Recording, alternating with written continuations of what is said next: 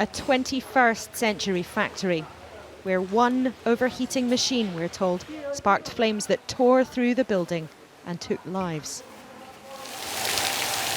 Dousing the embers from a fire in a factory where fabric was made by workers paid just a few pounds a day.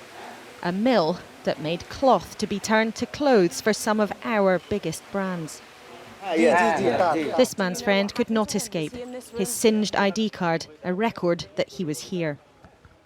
So which brands were linked to this factory? The assistant manager made a list showing some powerful firms he claims used it. Jaws, Gap, H&M. Accidents that kill aren't uncommon here. So many Western brands, including Next, H&M and Primark, have just signed a new safety deal. But this unit was not part of the new legally binding pact. Downstairs, the office is waterlogged but not destroyed, files damp to the touch. Documents on Primark orders for this year. They say they bought fabric indirectly but stopped orders in March after concerns. Requests for fabric for H&M, who like Next say they didn't buy straight from this source.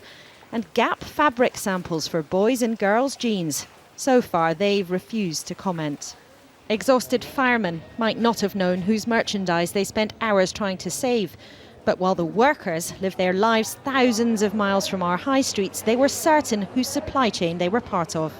Next, George. No one here would rid this country of its trade, but distress has been building as tensions in the industry rise. As it claims more lives. This young woman's husband died in the factory, a widow for a day.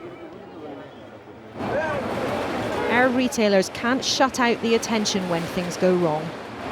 Like you can keep out the crowds and close the factory gates. Many believe you can make clothes cheaply and safely in Bangladesh, but in this factory, workers weren't safe enough. Just yesterday, this place was crammed with nearly 200 workers, full of the hum of the noise of knitting machines. Now there's a sickening stench of smoke, smouldering bales of cloth, burnt reels of thread scattered all over the floor, and a search for bodies. Managers here have told us 6 of our best-known high street brands were making cheap clothes here. Good value for us. This for Bangladesh. One more terrible accident leads to one more attempt to track down who makes what. Efforts so far to improve standards are far from washing this trade clean.